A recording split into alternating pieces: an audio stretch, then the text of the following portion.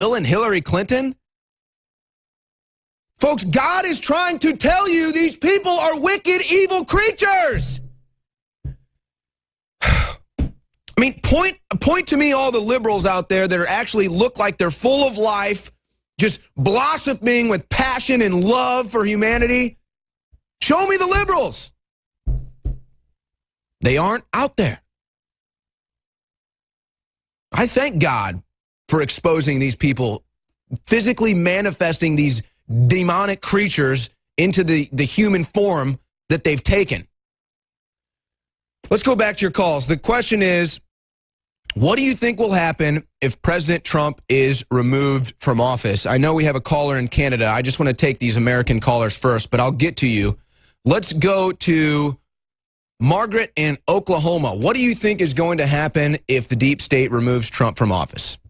Well, I think that since we are so disorganized, that they will just roll over us.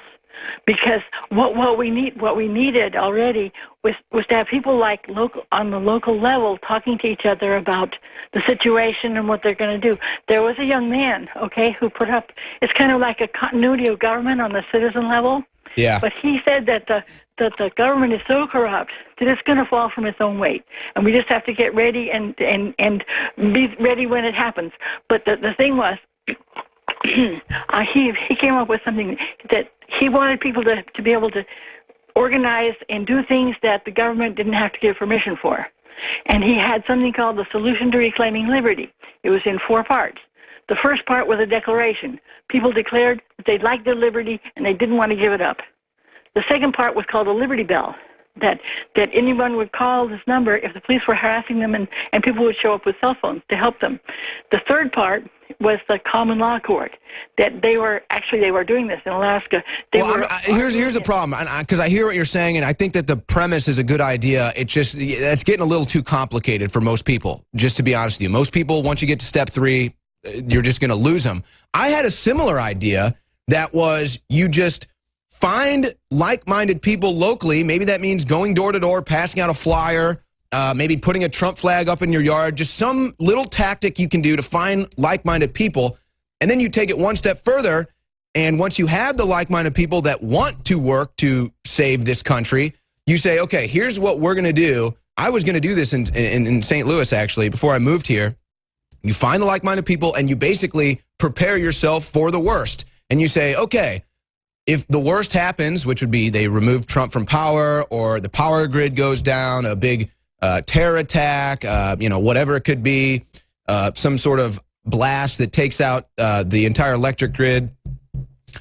So then you say, okay, you've got all these people together. You're responsible for ammo. You're responsible for firearms. You're responsible for food. You're responsible for water. You're responsible for mapping out where we need to go. You're responsible for shelter. You're responsible for this. You're responsible for seats.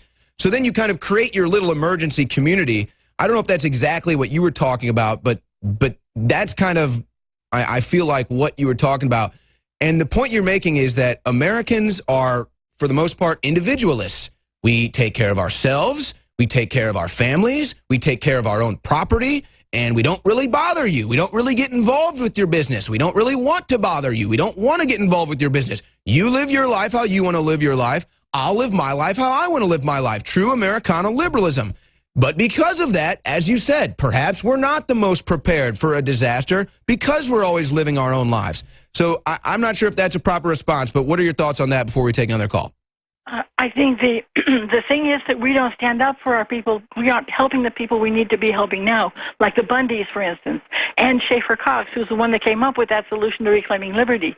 They made up a story against him, and railroaded it through the jury and gave him 26 years. Otherwise, he's sitting in a CMU prison now, and he has an appeal date on August the 16th, and we hope they'll let him go. We need to stand up for the Bundys. We need to stand up for people, and we need to get together on a local level, just like Schaeffer was describing in his Solution to Reclaiming Liberty, which is on YouTube. That people can talk to each other at a local level and decide how they're going to take care of each other. The fourth part of that liberty, the Solution to Reclaiming Liberty, was the militia. That was the fourth part. People need to do what they can do to. Yeah, and I'm pretty sure that's eventually what landed him in jail, was the militia stuff. if I recall correctly, with Schaeffer Cox. Hello? Am I still on? Yeah, I believe it was the militia stuff and the stuff he wanted to organize with the Second Amendment that wound up Schaeffer Cox in prison. Oh, no, they made it all up. It was because of his solution to reclaiming liberty. They made it totally illegal. The trial was illegal. And yeah, it's just another. Yeah, it's the same thing.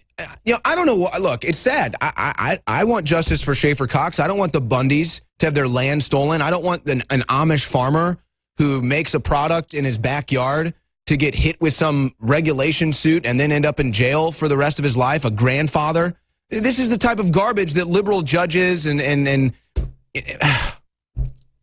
I don't know what to do. Again, it's like how can I take care of everything? How can we be here in Austin and try to take care of every case? You just got to mobilize locally, and I guess that's what Margaret is saying.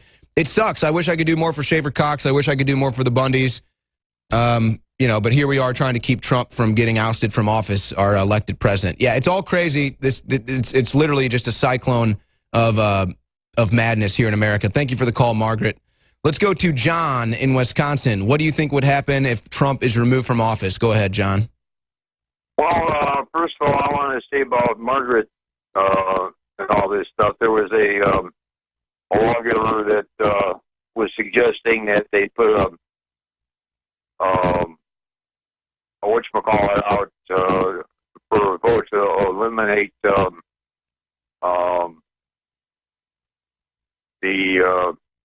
part of the Second Amendment that that's what I said. If I recall correctly, it was Second Amendment stuff, militia stuff that wound Schaeffer Cox in prison. Folks can look up Schaeffer Cox for themselves. But what do you think would happen if Trump got removed from office, John?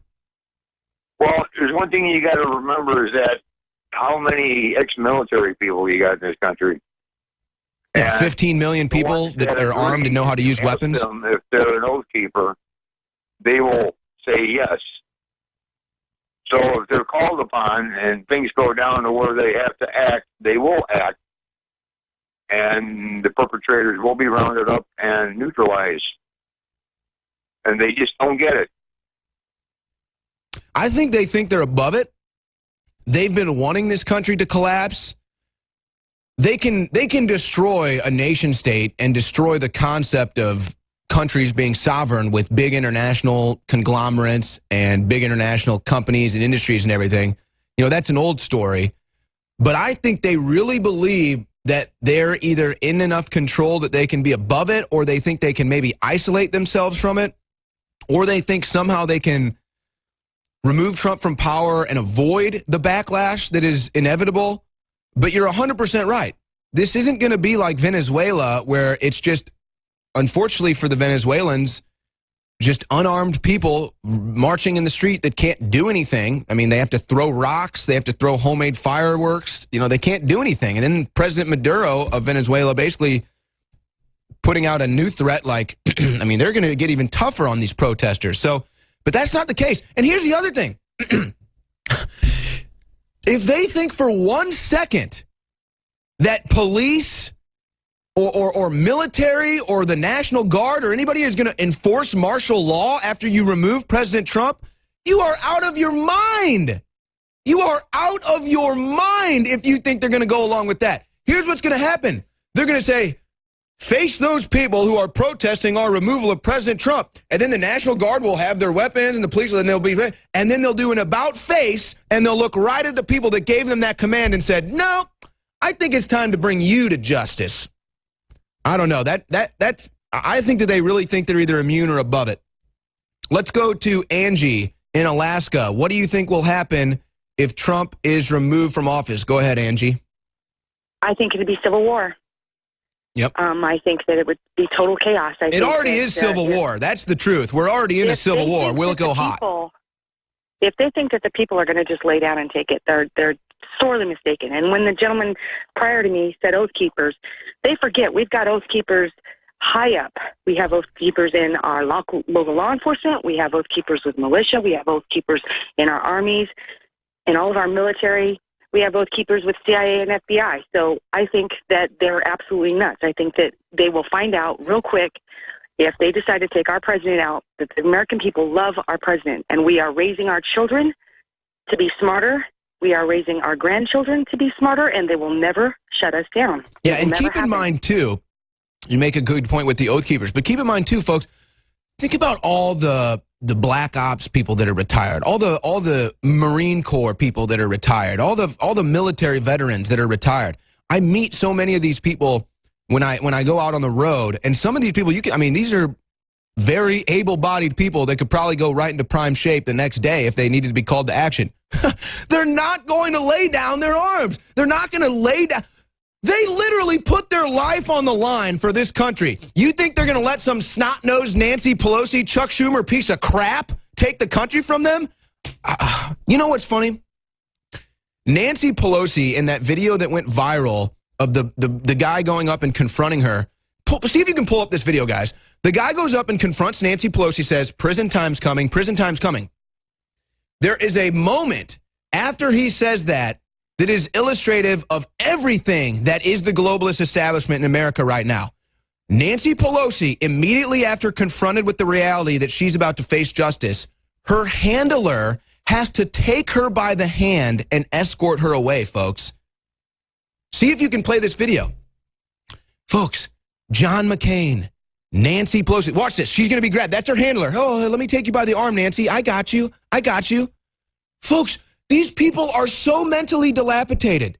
They're so mentally ill. They literally have brain cancer. They literally have mental disorders. They literally have dementia. This is their establishment. Or then you have Chuck Schumer, the dirtiest rat. I read some story today about how there's a new record size of the biggest rats ever in New York City. Well, they haven't measured Chuck Schumer. That's the biggest rat in the history of the whole state. Chuck Schumer. If you think for 1 second that pieces of crap like Chuck Schumer and Nancy Pelosi are going to have the say and are going to force military veterans, Marine Corps veterans, Navy SEAL veterans to lay down their law and just let you take their vote away from them? Oh, my gosh. It's just ridiculous. Thank you for the call, Angie. Let's go to Josh in Oregon. What do you think would happen if they tried to remove Trump? Hey, can you hear me? Yep, go ahead. Awesome. So, hey, before I do this, I want to say I take the X2 and the vitamin mineral fusion, and that stuff is a bomb. And I got to say, I don't just buy it from you. I'm a big supporter of you guys, but I definitely don't buy it because of that. It's the best stuff I've found. I mean, it's really incredible. Yeah, it's good stuff. I use it too. Yeah, just wanted to give that quick testimony. But hey, as far as what's going to happen if President Trump is taken out of office, I mean, we're all trying to look for a rationale here. The thing is, these are irrational people at this point. They're in a corner panicking right now, and they're criminals, Yep, and they know bingo. they're screwed. So this is what they have to do.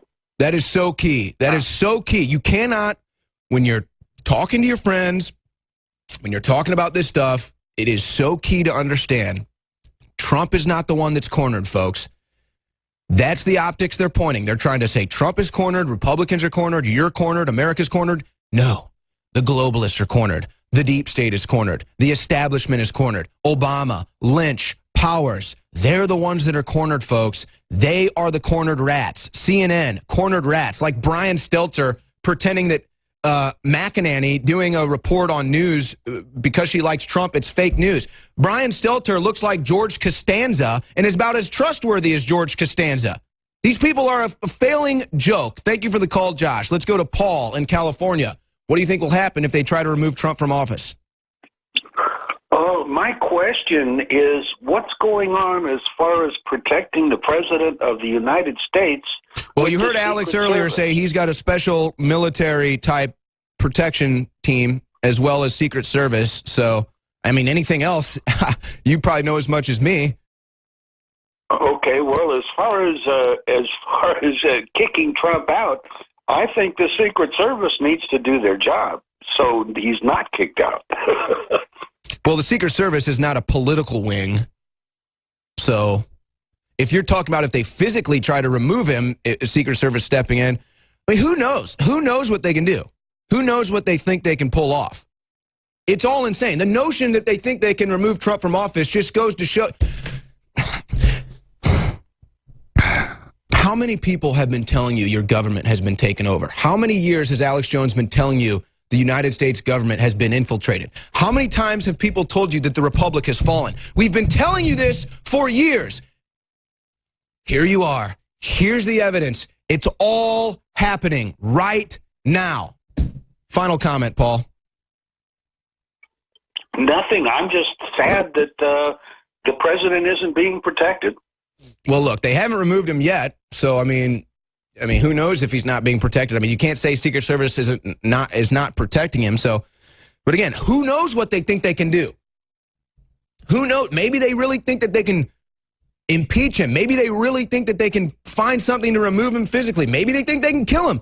I don't know what they think, but we know what they want to do. They've made that obvious since day one.